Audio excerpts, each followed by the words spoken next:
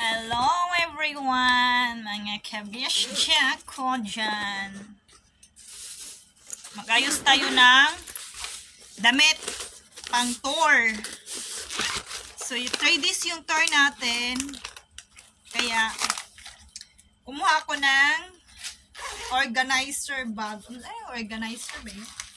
Basta, ayan, ipapakita ko sa inyo. Ayan na. Organize siya talaga. Maganda siya kasi nga, ayan, naayos mo yung mga gamit ko. So, ito na po yung day 1, day 2, ay day 2 and day 3 natin na damit.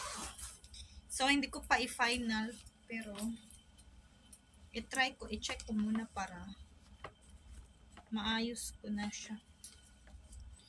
So, maganda po talaga siya pag may organizer na bag ka, yung tipong ganito. Ma-organize mo yung mga gamit mo.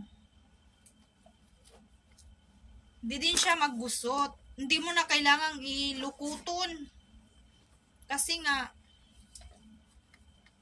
ano siya, na-fix siya pag ano.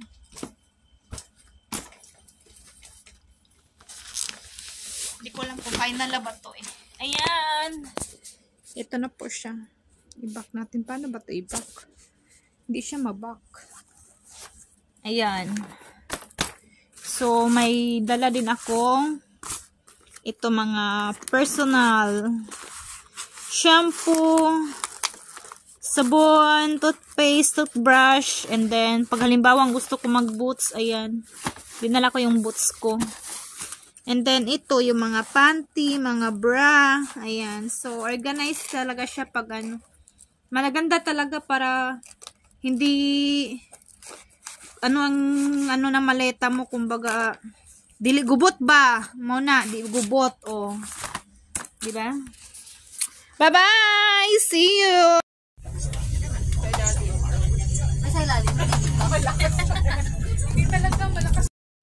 Grabe yung fog, hindi na malas makita yung daan. Oh my god, grabe ang fog. Oh shit, grabe ang ano, oh. Parang nag-snow na dito. May snow na. May snow na dito. Grabe ang fog. Oh my goodness. Grabe ang fog niya.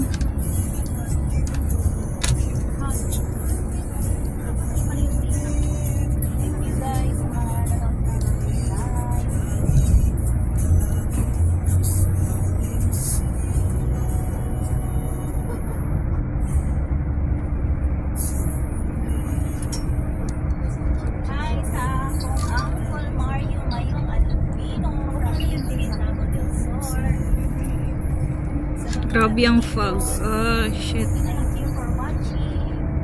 Hindi na makikita halos yung mga bundok.